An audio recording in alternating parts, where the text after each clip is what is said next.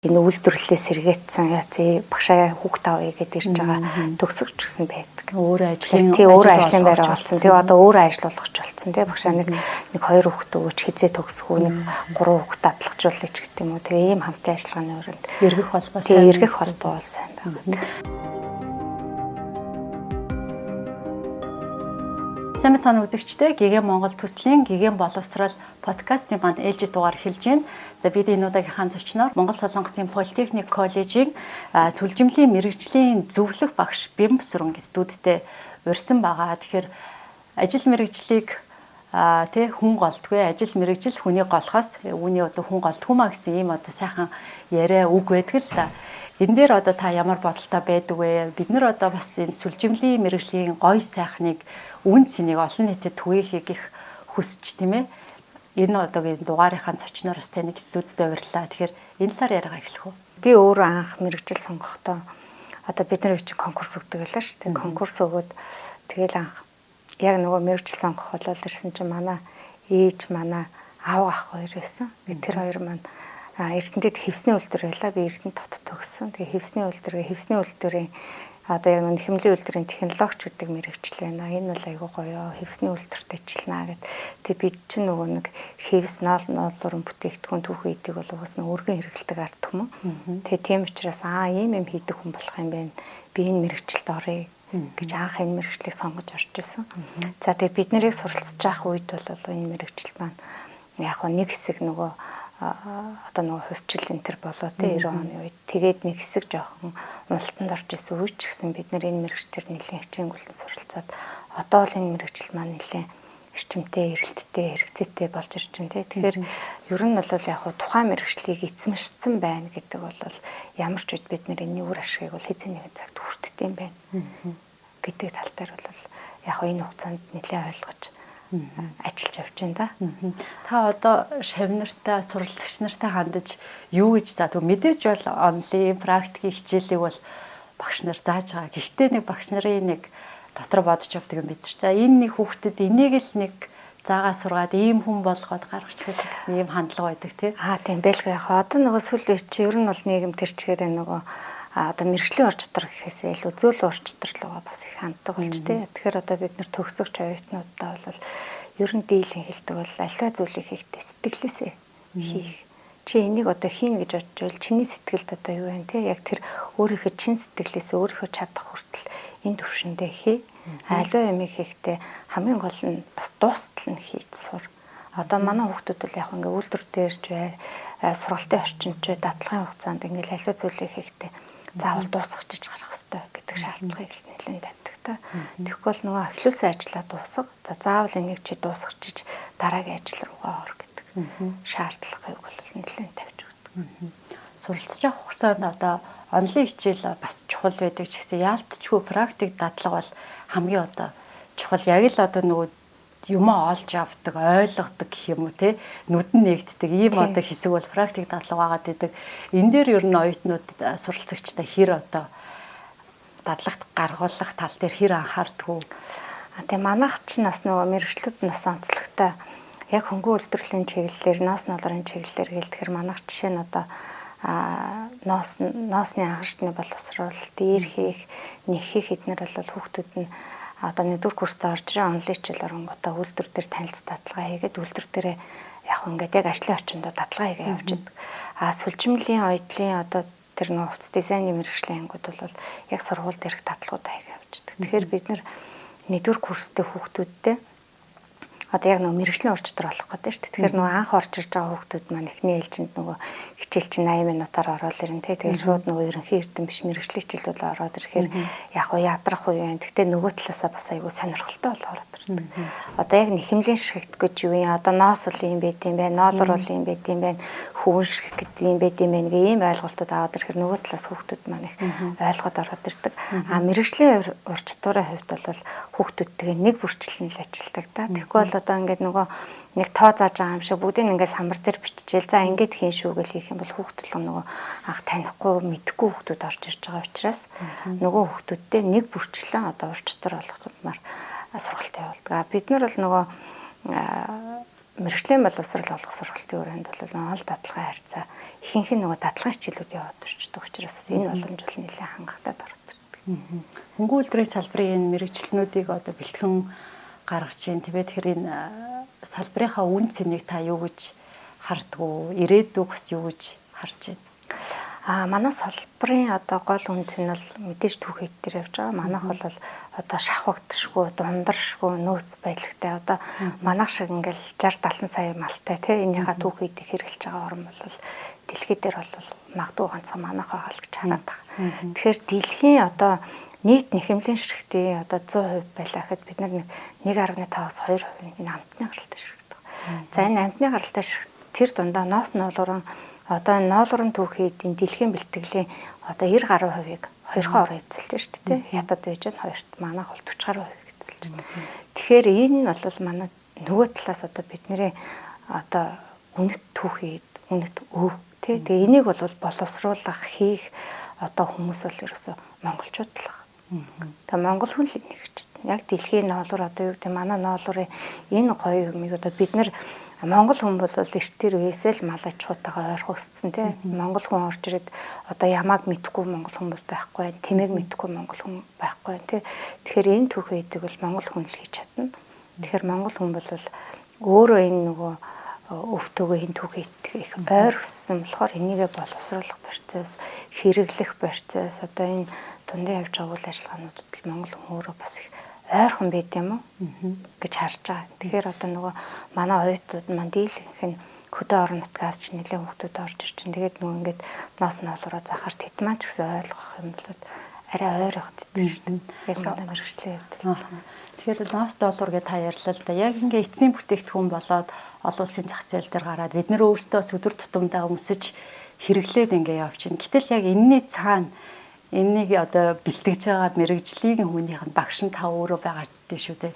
Тэгэхээр энэ их үн цэнтэй хүн төдийлөн мэдэхгүй юм шиг мөртлөө цаана бас асар их үн цэнийг агуулж байгаа ийм мэрэгжил гэж харагдаад байна л да. Тийм ялчгүй тийм. Одоо ерөнхийн нөгөө манай мэрэгчлэтнүүдийн гаргасан судалгаа яг ингээд мал одоо малчны гал дээрээс одоо ямааны ноолорыг аваад одоо эцсийн бүтээгдэхүүн ингээд цамц одоо юу гэдэг нь бидний ингээд хэрэглээнд ирэх хүртэл хичнээн дамжлага одоо юу байд юм бэ гэхээр 280 гаруй хүн оролцсон орсон байдаг. Тэгэхээр энэ 280 хүнийг үндсэндээ одоо энэ сургалтын байгууллагууд л бэлдэж байна. Нэг талаас бол шинжлэх ухааны технологийн их сургуулиал ихтэй сургуулаа бэлдэж байна. За манайх бол одоо үндсэн суурь буюу мэрэгжлийн болон техникийн боловсролын сургалтаараа энэ бэлтгэх нийт ажилчдыг бэлтгэж байна. Тэгэхээр энэ одоо цаана хийж байгаа маш нарийн олон үйл ажиллагаа хийж байгаа нь бол маш их үнцэнтэй, бахархалтай ажил. Тэгээ энийг бэлтэж байгаа, энийг хийж байгаа оюутнуудыг одоо бэлтгэж байгаагаараа манай сургууль бас их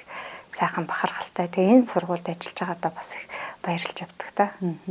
Таны одоо шавнараас тийм ээ төгсөн гарсан одоо суралцж байгаа шавнараас дурдвал мэдээч одоо бүгдээрээ эрхэм сайхан шавнар байгаа. Гэхдээ яг юм онцгойлон дуртахаар шавнар байгаа болов? Байлгүй яг одоо 21 дэх жилийн жилдээ ажиллаж байна. Тэгээ энэ хугацаанд бол нэлээд олон одоо шав суралцагчдыг одоо үйлдвэрт бэлтгэж нийлүүлсэн байна. Тэгээ манай төгсөгчдөөс төрүүлжсэн одоо нэг үйлдвэр дээр нэлээд олон инженерүүд ажиллаж байна да. Одоо говь хувьцаат компанид хэд байна, 3 эрдэн дээр явж байна, гişмэр холбон дээр явж байна. Тэгээ их л олон хүүхдүүд байна. Тэгээ бас нэг цохоод дуртахаар одоо говь хувьцаат гişмэр холбон дээр бол мягмар жав гэдэг нэг сайхан хөөрхөн хүү программистигээ явж байна. Бэлгүүн гэдэг нэг хөөрхөн хүү явж байна. Энэ бол сүүлийн төгсөгчдөлтөө эртний төгсөгчдүүд нь л да том мундаг инженерүүд зарим нь л да үйлдвэрлэлийн даргын хэмжээнд ажиллаад явж байгаа хүмүүс ч гэсэн зөндөө байна. Тэгэхээр мэрэгжил бүхэн сайхан л та. Гэхдээ ер нь яг энэ танаа мэрэгжлийн тиймээ давуу тал юу вэ? Олон улсад өрсөлдөх, дэлхийд одоо эренбэлэгдэж байгаа байр суурь гэдэг юм уу? Энүүгээр одоо ямар байгаа вэ? Манай мэрэгжил бол яг одоо Монгол хүн л энэ мэрэгжлийг эзэмшээд явах юм бол илүү их амжилт олно гэдэг байгаа. Нөгөө талаар олон улсын хэмжээнд гэх юм бол бас энэ мэрэгжлийн маань даваа талууд бол нэлээд байгаа даа шүү дээ. Одоо яг бид нар бол Монгол улсын хэмжээнд бол яг зөвхөн ноос налуураа хийгээ яваад байна гэж ойлгоод байгаа. Яг одоо нэхэмлийн технологи ч юм уу нэхэмлийн үйлдвэрийн одоо ажилтан байлаа ч гэсэн энэ маань олон улсад энэ мэрэгчлүүд бол зөндөө бэлтгэгддэг. Одоо Солонгост байж гэн, Японд байж гэн, тий Германд байж гэн. Нэг талаар энэ үйлдвэрлэлд хэрэглэж байгаа бүх тоног төхөөрөмжийг дэлхийн бусад орн бүгд л хэрэглэж байгаа. Тэгтээ хэрэглэж байгаа түүхийн эд нь бол өөр байна. Хэрэглэж байгаа түүхэд нь одоо юу гэдэг өөр улсад бол химийн ширхтэн түлхүү болчт юм уу, торгон ширхтэн түлхүү болчт юм уу. За нөгөө нэг хүн ширхтэрээ түлхүү үйлдвэрлээд явт юм уу гэдгээрээ л ялгаатай болохоос ш яг хэрэглэж байгаа тоног төхөөрөмж түүхэд бол бус дэлхийн бусад оронтой яг адилхан түүхэд нөгөө тоног төхөөрөмжийг хэрэглээ яваад байгаа. Тэгэхээр бол манай хүмүүс зөвхөн Монголдо ажиллаад зогсохгүй дэлхийн бусад оронд бол ажиллах боломжтой. Тоног төхөөрөмжийн хувьд бол манайх бол технологийн хувьд ч тэр хүүхдүүдийн мэрэгжлийн ур чадрын хувьд ч гэсэндээ бусад орны хүүхдүүдээс бол нэг хоцрогдоод ах юм бол байхгүй. Яг адилхан хийгээд явах бүрэн боломжтой. Ер нь өрхийн одоо нөө бизнесээ дээр эрхлээд явах. Заавал том үйлдвэрт ажиллаад, заавал инженер болно гэхгүйгээр тийм ээ. Яг өөрийнхөө одоо хүссэн зүйлийг хийгээд ч юм уу яг өрхийн үйлдвэрлэл хийгээд явахад энэ ер нь хэр боломжтой юм бэ? Ингээд явж байгаа бас жишээнүүд олон байгаа хэл та. Бага байлгүй яг одоо манай төгсөгчдөөс ч өрхийн үйлдвэрлэл гэхээр одоо яг манай сүлжимлийн мэрэгчлэр төгсөж байгаа оюутнууд бол одоо өөрсдөө сүлжиж чинь бүтээгдэхүүнүүдээ тий. За нөгөө бүтээгдэхүүн хийх зураг тооцоогоо өөрсдөө хийгээд сурч чинь.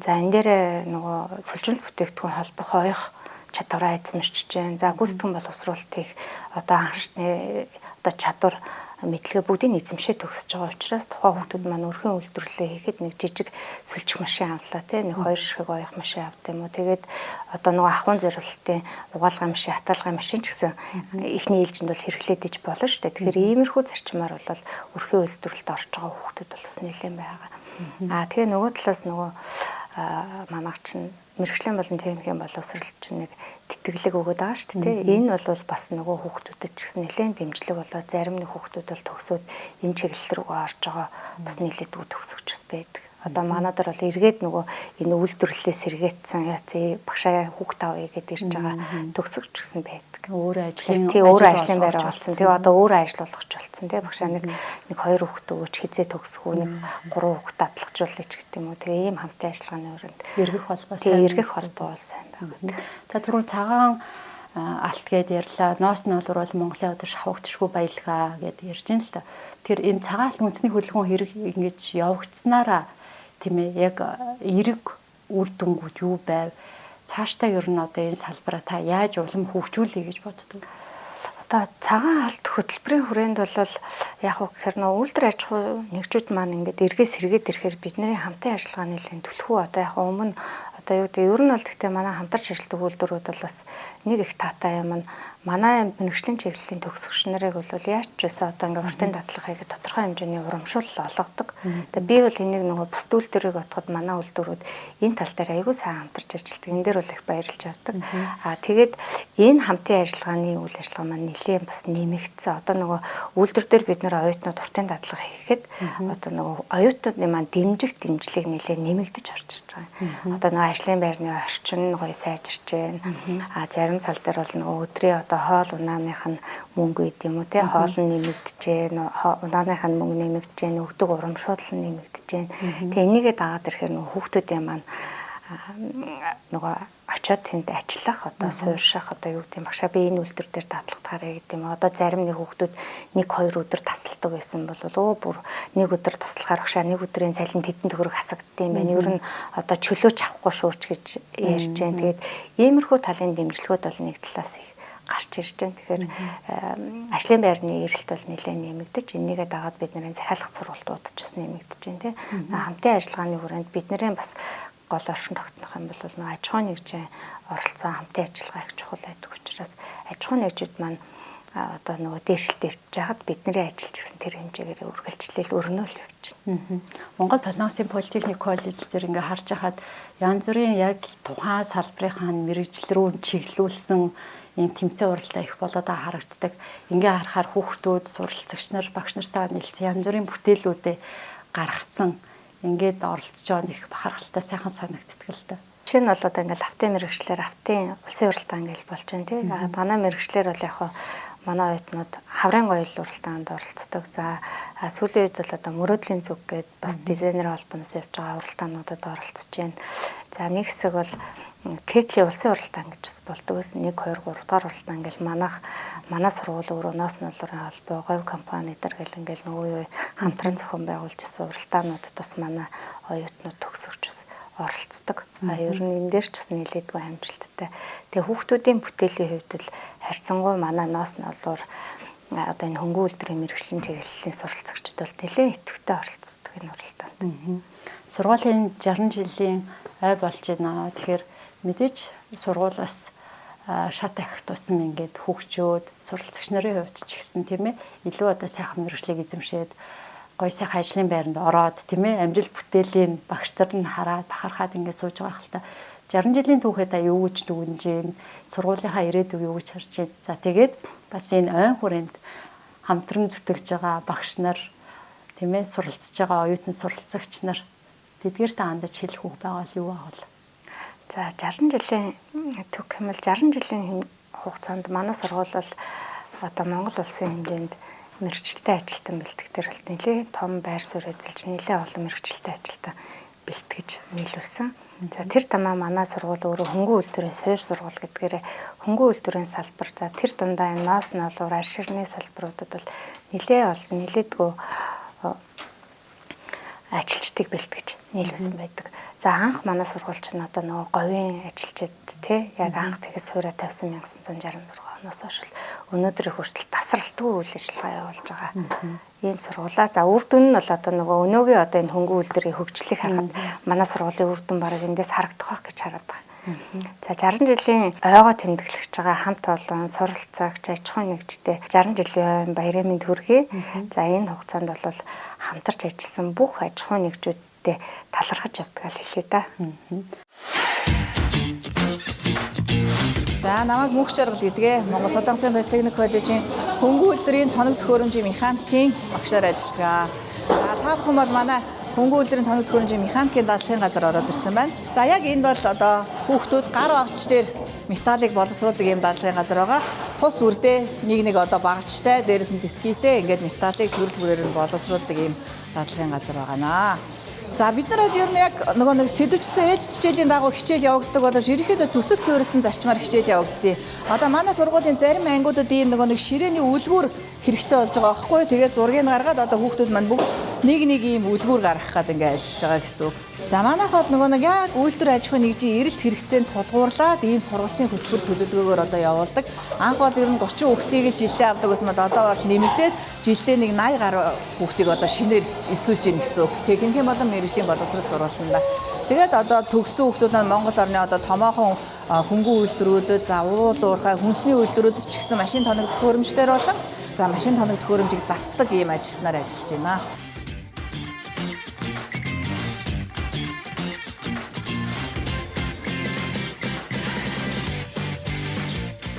Сайн байна уу? Намайг Амар Жаргалын Ганчим гэдэг. За би сүлжимлийн мэргэжлийн багшаар Монгол Солонгосын политехник коллежид 7 дахь жилдээ ажиллаж байна. За энэ ингээд манай сүлжээний лаборатори байгаа. Манай сургууль болохоор ерөөхдөө ийм сүлжимлийн мэргэжлэр одоо шаталт суралцдаг.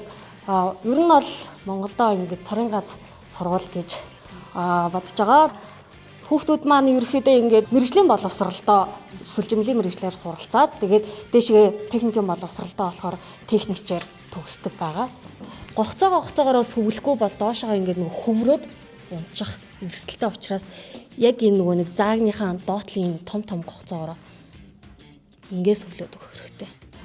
Хидэлчин бол одоо ерөөхдөө хөнгөн үйлдвэрлэлийн ялангуяа сүлжимлийн үйлдвэрлэлд одоо маш чухал ажлын байрны дутагдaltaй байгаа мэргэжил ахгүй юу. Сүлжих машин бол одоо ерөөхдөө нөгөө автоматар ар ингэр ханцуу ингээ бүгд ингээд автоматар сүлжигдээд гараад ирчих. Гэтэл хидэл дээр болохоор гараад ирсэн юм заавал хүний гараар холбож ойно. Заавалчгүй хүний гараар оролцож ийж одоо энэ нөгөө нэг бидний өмсдөг цамц тийм ээ гадуур одоо болон дотор хувцас маань ингээ сүлжиг оёгдож бэлэн болж гардаг байгаа.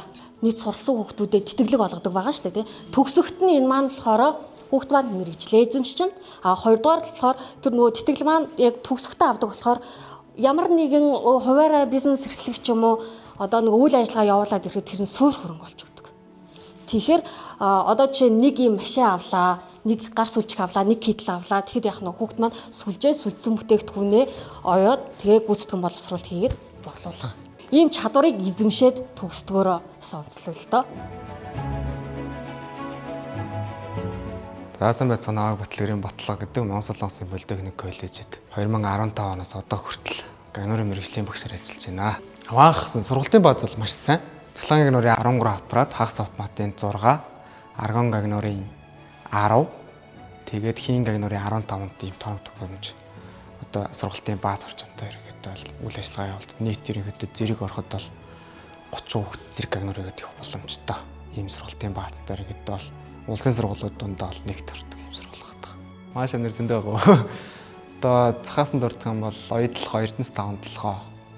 Тэгээ говь балтай, 7-аас 4, одко олдон гэдэг Монголын томоохон бүтээн байгуулалт төр гэдэг гар бие оролцоод явж байгаа шимнэр зөндөө байгаа.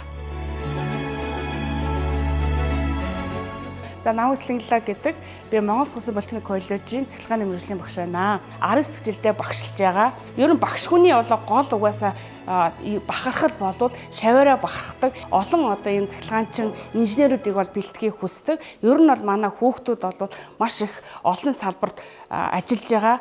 Жишээ нь бол одоо тест дөрөвт ажиллаж байна, мон хоорост ажиллаж байна. Цахилгааныхаа мэргэжлэр бол маш олон одоо салбарт ажиллаж байгаа. Сүүлийн 2-3 жил бол ер нь элсэлт бол маш сайн байгаа. Манай сургуулийг төгсөж гарснараа ялангуяа үйлдвэрлэлийн автоматжуулалтын чиглэлээр суралцж байгаагаа илүү давуу талтай. Vitaфит, за тэгээд Монс инмийн үйлдвэр, Апо хувьцаат компани гэдэг юм уу ийм том компаниудад ажиллах бүрэн боломжтой. Тэд нар маань бүгд яг нэг үйлдвэрийн дамжлагуудтай байдаг байхгүй. Захилгаан бол маш одоо бүх одоо салбарт гэрэл гэгээ авчирдаг. Захилгаан өгөр хүн бол тухайн ажлыг бол төсөөлөхийн аргагүй. Хамгийн сүүлд нь угсралтын ажлаа өгөхөд бол бидний хамгийн бахархал байдаг байхгүй.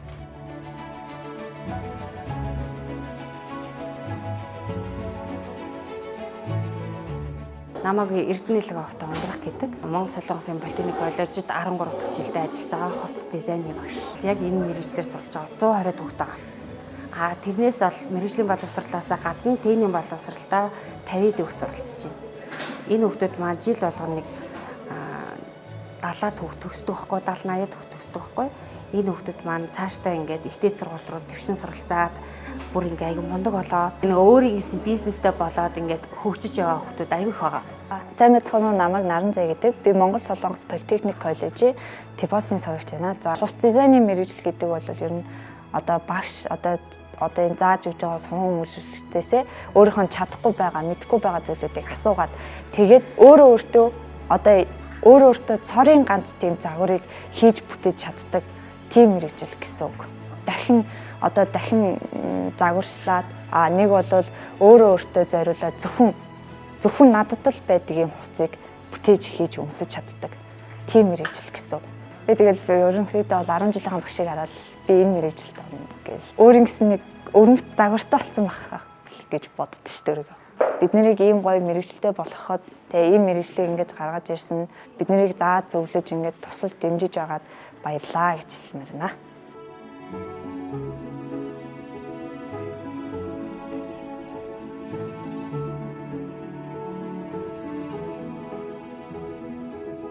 За гэгэн боловсрол подкаст маань үргэлжилж байна. За үргэлжилж байгаа энэ дугаарт маань зочноор Монгол Солонгосын Политехникийн коллежийн 1986-аас 89 оны төгсөгч. За одоо бол хас нэхмэл компани ерөнхий технологич Алтан туяа студид маань ирсэн байна. Танд өдрийн мэнд хүргэе. Баярлалаа. Өдрийн мэнд хүргэе. Тэгэхээр ерөнхийдөө мэргэжил бүхэн сайхан гэж ярьдаг. Бид мэргэжлийн үн цэнийг бусдад ойлгуулах тийм ээ. Одоо төдийлөн олон нийт сайн мэддэггүй энэ мэргэжлийг таниулахыг их зорж байна л да. Тэгэхээр таны мэргэжлийн хувьд одоо тийм ээ үн цэнтэй зүйл нь юу вэ ба? Яагаад одоо тухайн үед ч тийм ээ энэ мэргэжлийг сонгон суралцчих. Мэдээж одоо таныг сонгон суралцж явах үе одоо үеэл харьцангуй арай өөр болсон байгаа гэж бодож байна.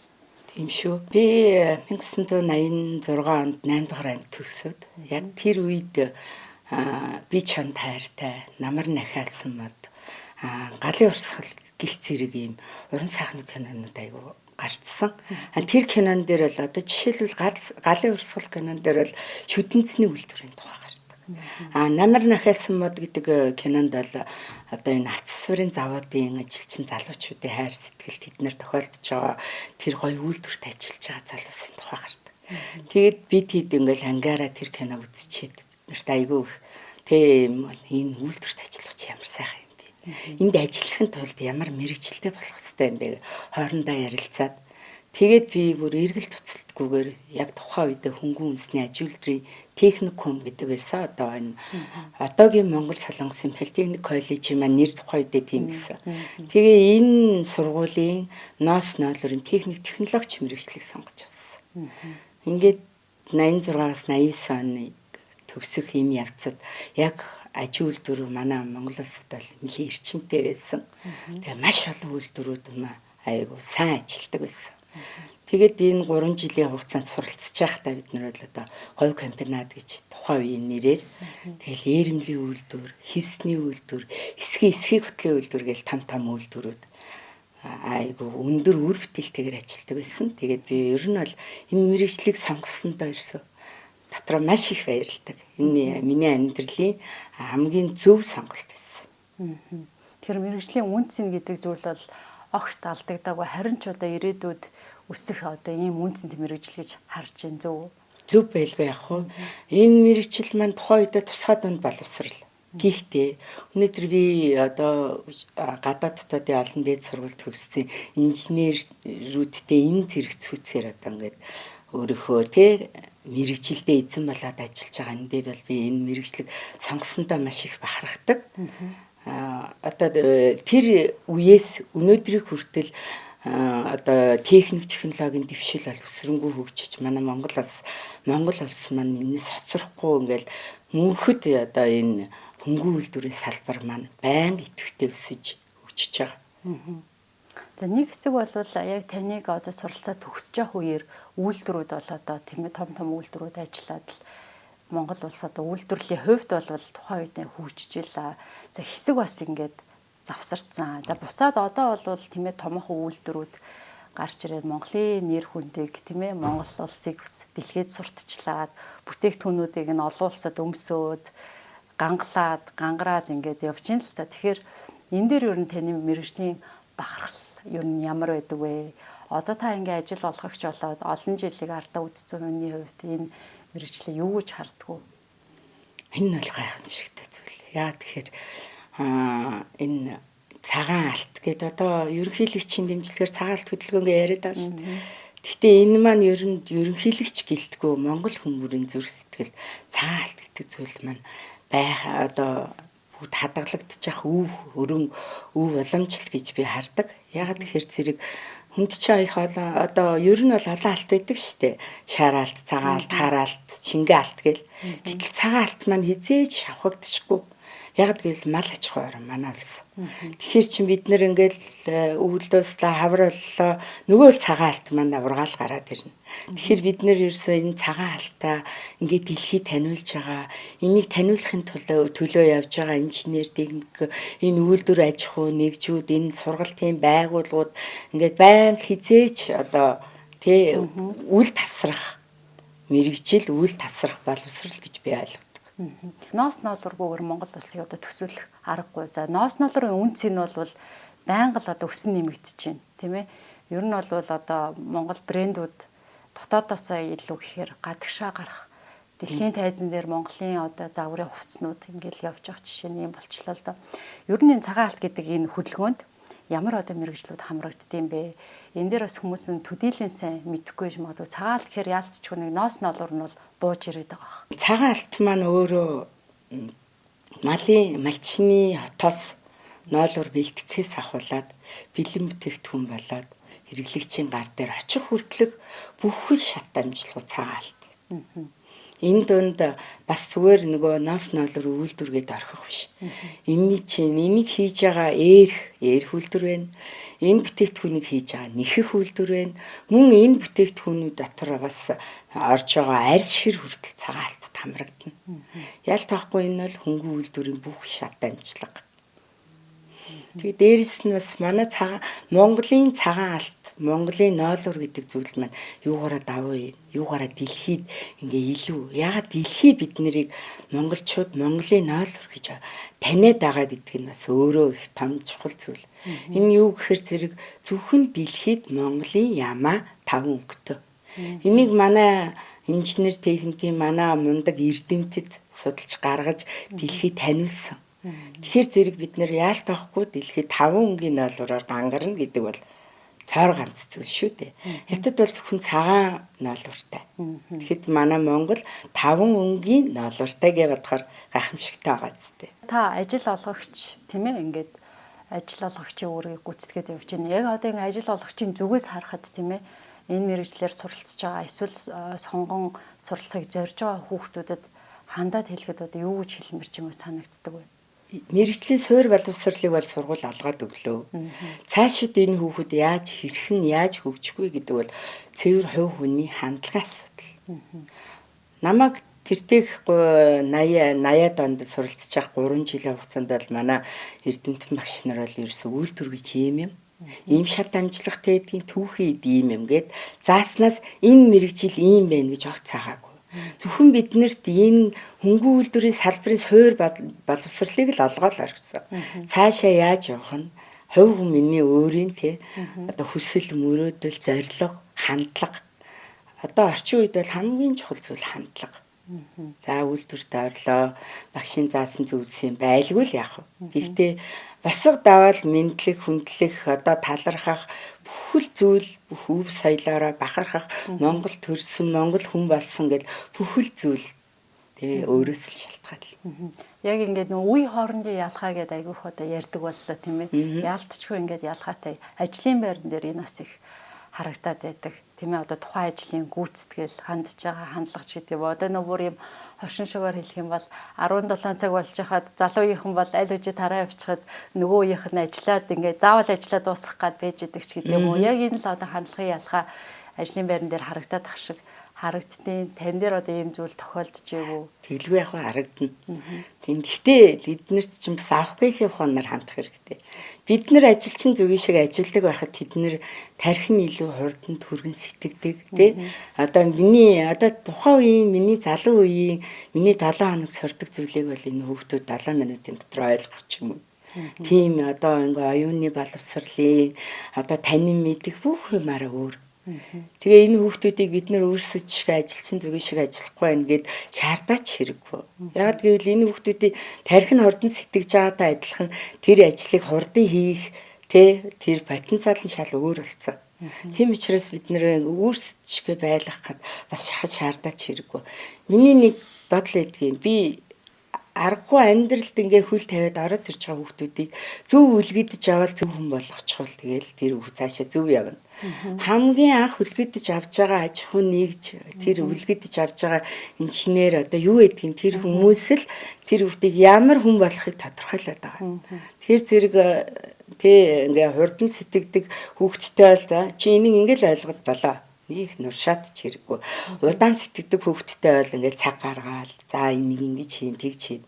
Гээл одоо хүн болгоо өөртөө адилхан. Тэгтэл орчин цагийн одоо энэ орчин үеийн хүүхдүүд бол хурдан яаж одоо өөрийгөө зовоохгүй ажиллах.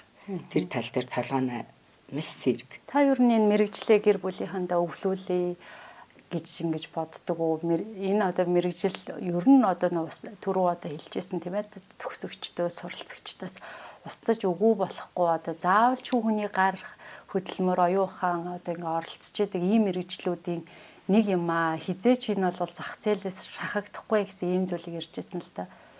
Үнэхээр зах зээлээ шахагдахгүй. Тэгээ дээрэс нь өсөж хөгжих одоо олон улсын давцанд гарах карьерийн бүх юм нээлттэй байдаг мэрэгжил.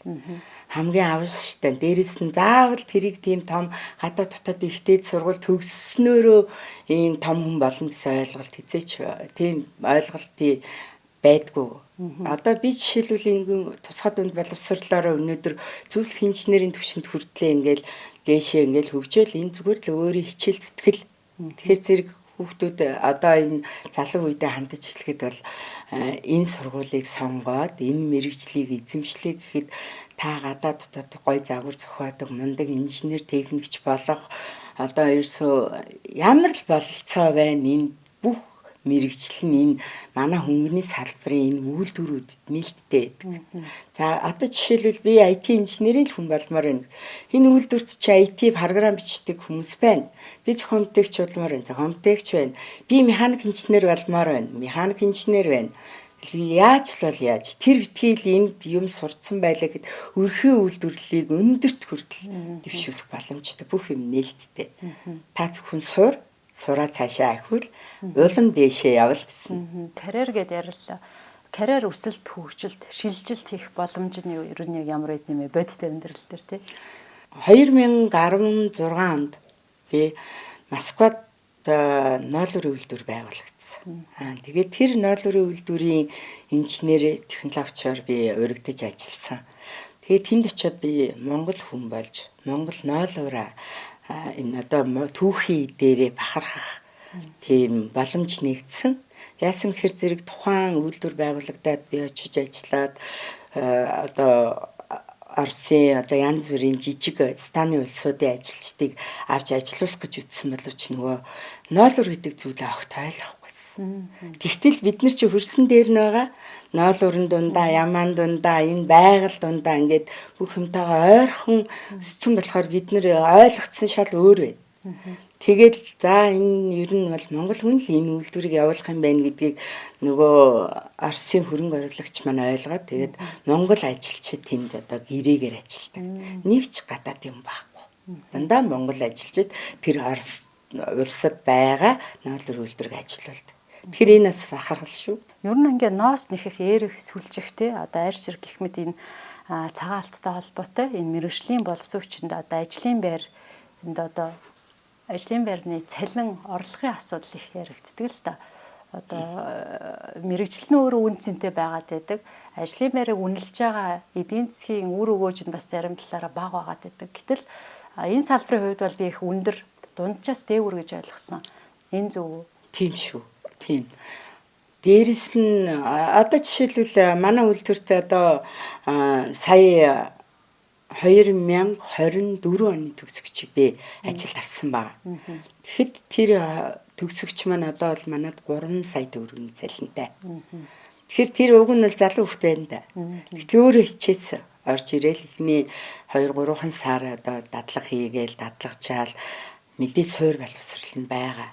Дээрэс нь манайх ажлын байрны таатай орчин байна. Дээрээс нь хувь хүн өөрөө хөгжихийг хүссэн учраас маш хурдан одоо дээшилсэн. Тэгээд нөгөө амжиргааны төвшин янз бүрийн байдлаасаа хүн чинь нэг би хөгжих ёстой гэдэг өөрийнх нь хандлага байсан учраас тэр хүүхд айгүй хурдан өсөж байгаа. Одоо өнөөдөр тэр хүүхд маань сүлжих машины оператор мэрэгжилтэй боловч би 2027 онд программист болмоор байна. 2028 онд тань шиг инженер болмоор байна гэсэн хүсэл тэмүүлэлтэй байгаа байхгүй. Тэгэхээр зэрэг ингээд заавал хугацаа заахгүйгээр өөрөө л хүсчээвэл тэр хэмжээгээр карьер нь өснө, мөн авж байгаа цалин өснө. Ажлын байран дээр ажил олгогч болоод эхэллээ. Орж ирж байгаа хүүхдүүдэд юу нэг илүү заагаа сурах чи. За намайг суралцж байгаа үед нэг иймэрхүү зүйл нь дутмаг байсан да. Одоо практик дадлага дээр энийг нэг түлхүү хилээд өгчий гэж бодсон бодол байдаг уу? Байлгүй яах вэ? Хүүхдүүд маань өстой шинхэн цэвэрхэн цагаан цаас шиг л орж ирж байгаа шүү дээ. Тэгэхээр зэрэг нэгдүгээрт мэрэгжил, хоёрдугаарт амьдралыг үзэл хоёрыг нь би өөрчлөхийг маш их хүсдэг. Тэ нэг ингээд би энийг чадахгүй байх та гэсэн бодолтой орж ижил чи чадна. Би чамтай адилхан энэ сургуулийг төгссөн. Би ямар болсон бэ? Чи намайг хар гэл ингээл урам өгөөд хүүхэд урмын амтэн шүү дээ. Хүн сэтгэлийн амтэн. Тэгэл одоо болж бүтэх талаас нь аль болох муу бодолд хүрүүлэхгүйгээр хүүхдийг ингээд зааж сургах юм бол ингээд цэцэглээлээд услах хэрэгтэй. Ер нь ажлын байрны талаар та ярьж өгөөч. Ажил сургалаад орж ирж байгаа ер нь эрэлт хэрэгцээ нийлүүлэлийг хангагдаж чадчихэв үү? Эсвэл ажлын байр нь хүлээгээд байна уу? Манай сургуулийн хувьд бол бас тодорхой хэмжээгээр хүүхдүүд төгсөж байгаа. Гэхдээ тэр төгсөж байгаа хүүхдүүд маань ажилд очихдоо бол хангалттай биш, бага байгаа. Тийм учраас л би одоо ингээд бүхэл өдөр аж ахуйн нэгжүүд дээр одоо ажлын байрны хомсдол маш их байна. Тийм учраас гадаадын ажил ажил гойрлогч хүмүүсийг Бангладешээс авч ажилуулъя гэсэн юм явагдаад байгаа хгүй юу. Гэтэл манайд ажилгүйд л байж л энэ ажилгүй хүмүүс өндөө байж л. Заавал мэрэгчлээ байхгүйгээр бас хажуугаар нь баг хугацаагаар сургах ч юм уу тиймэрхүү юм бол одоо энэ сургуулиуд янз бүрийн байдлаар хийдэг штеп. Тэр олон болоо дээрэс нь одоо манай сургуулийн ер нь эмсүүдийн сургалт үйлдвэрлэл маань жоохон өргөжөөд тий хажууд нь дадлагын газрууд нь нэлээд том хэмжээнд байгаад ирвэл бас би болохгүй зүйл байхгүй ч боддог. Яг тэгэхээр бид одоо миний төгсөж байх үеийн 89 онд бид нар ч одоо нийтдээ 16 мэрэгчлэр төгсдөг байсан.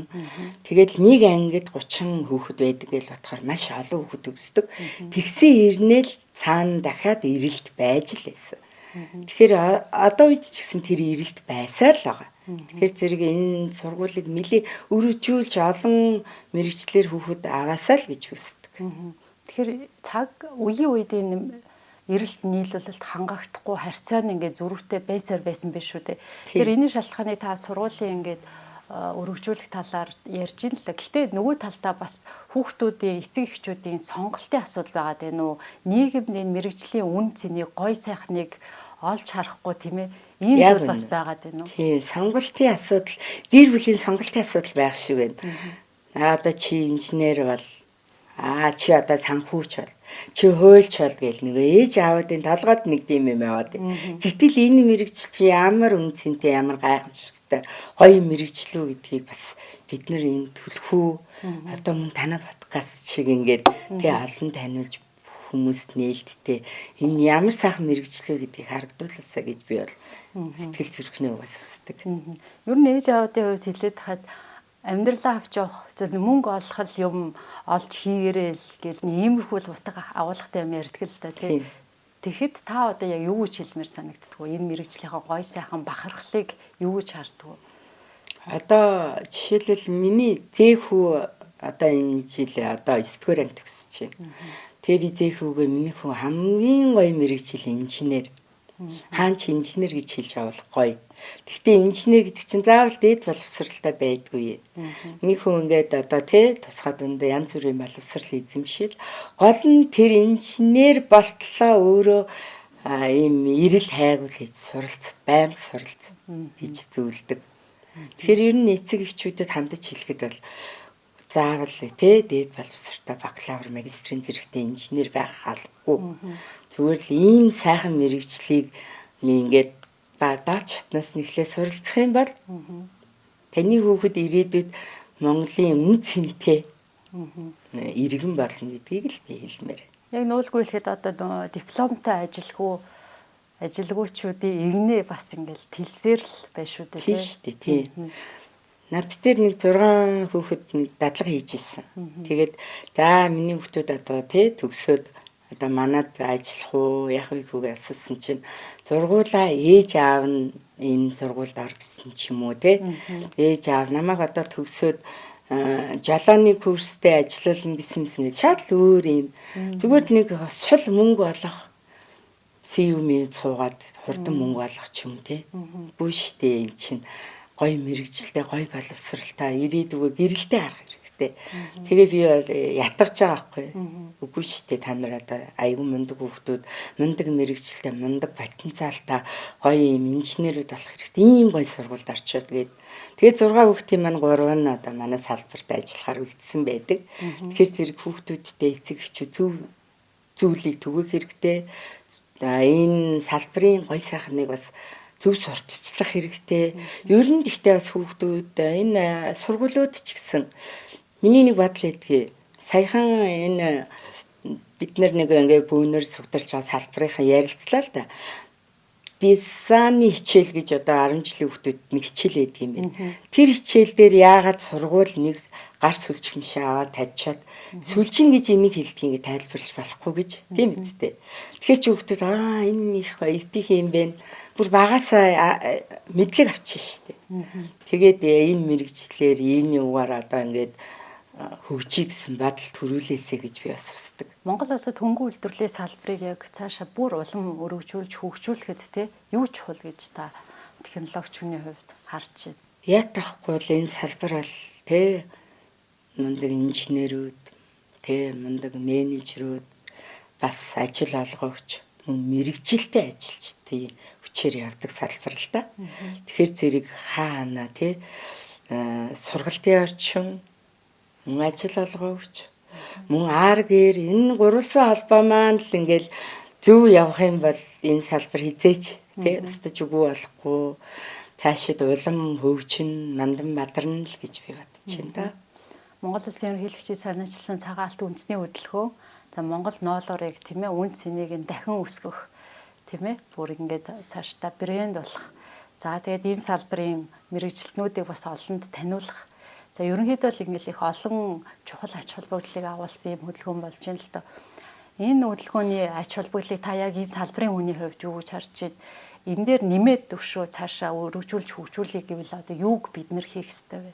Энэ цагаан алт хөдөлгөөний одоо энэ хүрээнд одоо үйлдвэр аж ахуйн нэгжүүд эргэлтийн хөрөнгөтэй болж байна. Эргэлтийн хөрөнгөтэй болно гэдэг чинь тасралтгүй үйл ажиллагаатай болно гэсэн үг. Мөн энийг дагаад үйлдвэр аж ахуйнууд байгуулагдчихээн. Тэрийг үйлдвэр аж ахуйнууд байгуулагдана гэдэг чинь ажлын байр бий болж байна. Ажлын байр бий болсны хэрээр биднэрт мэрэгчлээ ажилчин эрэлттэй болж байна. Энэ эрэлтийн дагуу сургалтын орчин сурагчид хэрэгтэй болж байна. Тэгэхээр энэ ерөөсөө яалтахгүй энэ манай Монгол улсын нэг тасралтгүй үйл ажиллагаа.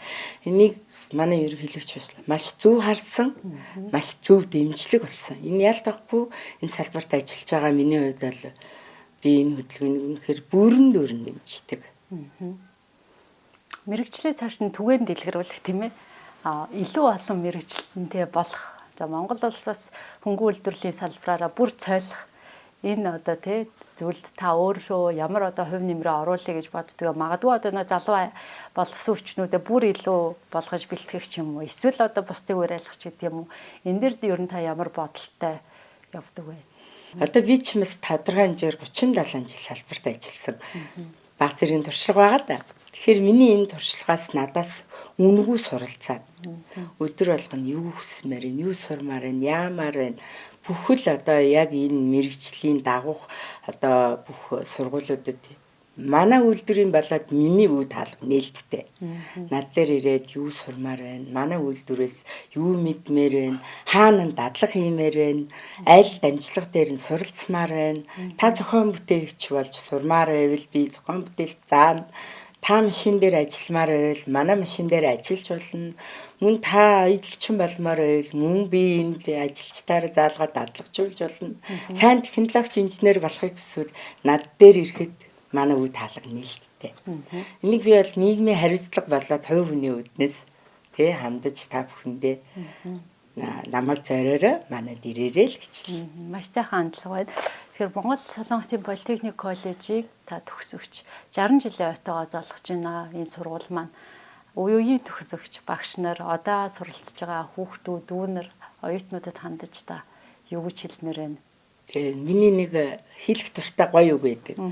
Хайр нэр үг биш үйл үг. Зүгээр л би чамд хайртай, би чамайг хайрлаж байна гэж хүүхдээ бүү хайрл. Тэ? Тэр хүүхдийг хайрлаж байгаа бол тэ мэрэгжилтэй хойшид амьдралдаа идэх хоолыг олж өхийн тулд одоо багаас нь үйлдвэр гэж юу байдгийг, Монгол улс гэж юу байдгийг, өв соёл гэж юу байдгийг энэ бүхнийг суулгаад одоо магадгүй өнөөдөр сонголтоо хийх гэж байгаа бол таны сонголт тий хөнгөний салбар мөн мэрэгжилтэй ажилтан ажилчин одоо инженер байх боломжтой шүү. Манай Монгол улс энэ тал дээр маш цогц арга хэмжээ авдаг шүү гэдгийг хэлмээр санагдаж байна. Мөн манай сургууль бол гайхалтай сургууль. Би сургуулаараа бахархдаг. Одоо ингээд 60 жилийн босхон дээр ирж байгаа сургууль минь үргэлж өөдөө тий чин дээшлэх болтугай үргэлж хүүхдийн инээд хөөрөөр цалгих болтугай мөн манай салбар болоод ерөнхийлөгчийн санаачилсан цагаан алт хөдөлгөөн бүх одоо Монгол улс даяар ингээд эрчимтэй хөгжөөд манай салбар үрд мандан бадрахолтгой л гэж хэлье. За баярлалаа танд студид ирж сайхан мэргэжлийн талаар бас дэлгэрэнгүй ярилцсан танд баярлалаа. Баярлалаа.